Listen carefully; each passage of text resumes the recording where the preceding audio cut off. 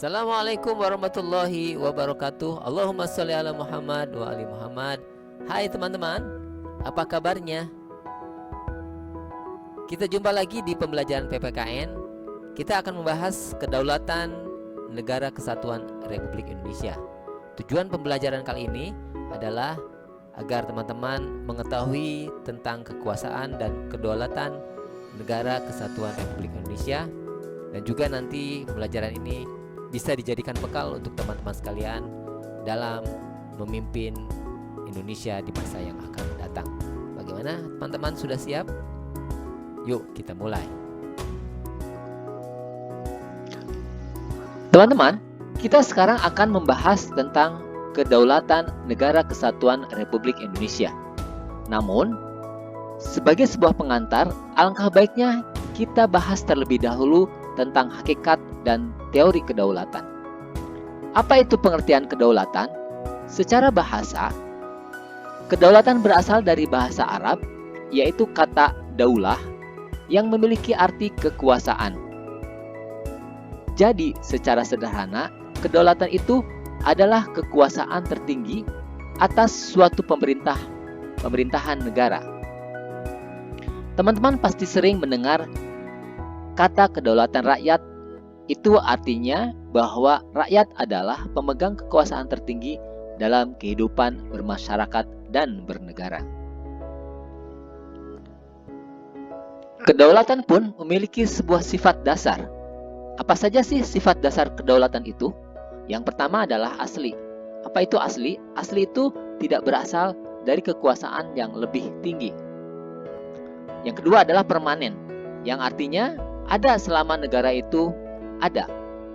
Yang ketiga, sifatnya bulat, artinya tidak dapat dibagi-bagi menjadi bagian-bagian yang lebih kecil. Yang keempat, sifatnya itu mutlak, yaitu bahwa kedaulatan tidak dibatasi oleh siapapun. Dan yang terakhir adalah sifat kedaulatan itu adalah tertinggi, yang artinya merupakan satu-satunya kekuasaan yang tertinggi dalam suatu negara.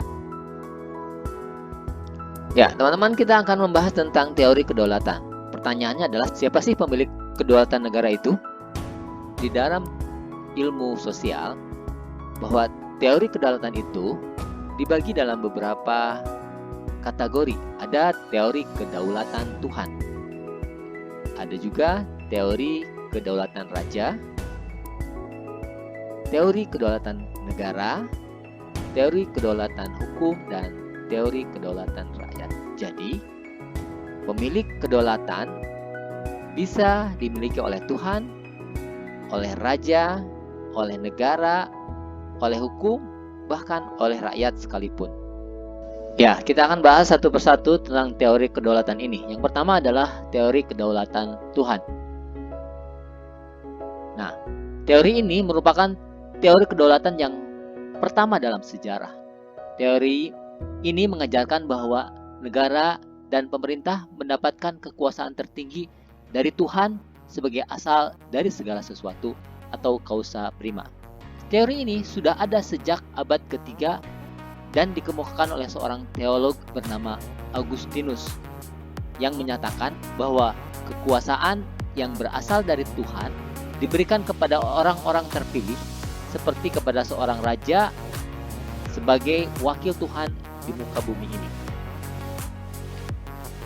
Nah, agar lebih mudah memahami teorinya, maka kita akan memberikan contoh pelaksanaan teori ini pada masa yang ada pada saat sekarang ini. Kita akan contohkan pada sebuah negara yang bernama Republik Islam Iran. Menurut Muhammad Hussein Tabatabai dan Alamah Bagir Sadar, di dalam negara Republik Islam Iran itu terdapat wilayatul faqih yang merupakan wakil Tuhan di dunia dan wakil Tuhan di dalam negara. Apa sih yang disebut dengan wilayatul faqih itu? Wilayatul faqih itu adalah perwalian atau dominasi dan kewenangan seorang mujtahid yang memenuhi syarat dalam urusan-urusan orang lain. Dengan kata lain, pengelolaan masyarakat Islami yang bertujuan untuk menerapkan hukum-hukum Islam dan perealisasian nilai-nilai agama Islam. Kedaulatan dalam sistem pemerintahan Islam Iran ini adalah sistem pemerintahan yang berdasarkan Al-Quran dan hadis.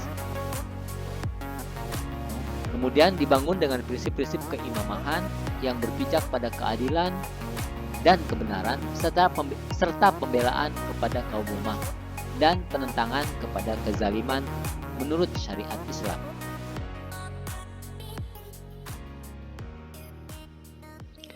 Ya, sekarang kita beralih ke teori kedaulatan raja. Apa yang dinamakan dengan teori kedaulatan raja?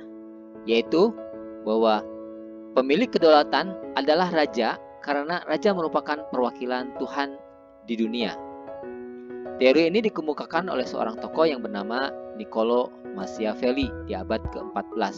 Menurutnya, dalam teori kedaulatan raja, negara harus dipimpin oleh raja yang memiliki kekuasaan mutlak. Dan kemudian kekuasaan tertinggi terletak di tangan raja sebagai penjelmaan kehendak Tuhan.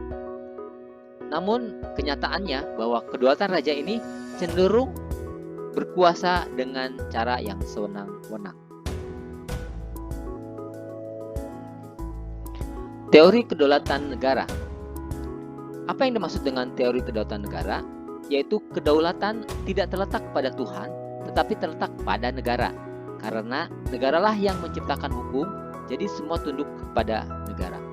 Teori ini dikemukakan oleh tokohnya yang bernama Jane Bordin dan George Jelinek. Menurut kedua tokoh tersebut, bahwa negara merupakan perwujudan dari kekuasaan yang tertinggi terhadap para warga negara dan rakyatnya, di mana hukum itu adalah merupakan penjelmaan dari kehendak atau kemauan negara. Negaralah yang menciptakan hukum, maka negara dianggap satu-satunya sumber hukum, dan negaralah yang memiliki kekuasaan tertinggi atau kedaulatan yang tertinggi. Teori kedaulatan hukum. Apa yang dimaksud dengan teori kedaulatan hukum? Yaitu kekuasaan tertinggi dalam suatu negara itu adalah hukum itu sendiri. Karena baik raja atau penguasa maupun rakyat atau warga negara, bahkan negara itu sendiri semuanya tunduk pada hukum. Nah, teori ini dikemukakan oleh Immanuel Kant. Menurutnya, yang berdaulat adalah hukum. Menurut Krabbe dan Immanuel Kant, yang berdaulat adalah hukum, di mana sumber hukum adalah rasa hukum yang terdapat di dalam masyarakat itu sendiri. Hukum merupakan penjelmaan pada salah satu bagian dari perasaan manusia, di mana kenyataannya negara itu sendiri tunduk kepada hukum. Apa itu kedaulatan rakyat? Yaitu kekuasaan tertinggi dalam negara adalah rakyat, di mana beberapa segolongan orang yang memegang pemerintahan suatu negara sebenarnya adalah merupakan pelaksana dari apa yang telah diputuskan atau dikehendaki oleh rakyat. Jadi rakyatlah yang menyerahkan kekuasaan melalui kontrak sosial.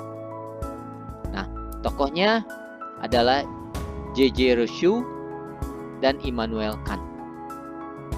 Menurut kedua tokoh ini, bahwa tujuan negara adalah untuk menegakkan hukum dan menjamin kebebasan warga negaranya dalam batas-batas perundang-undangan.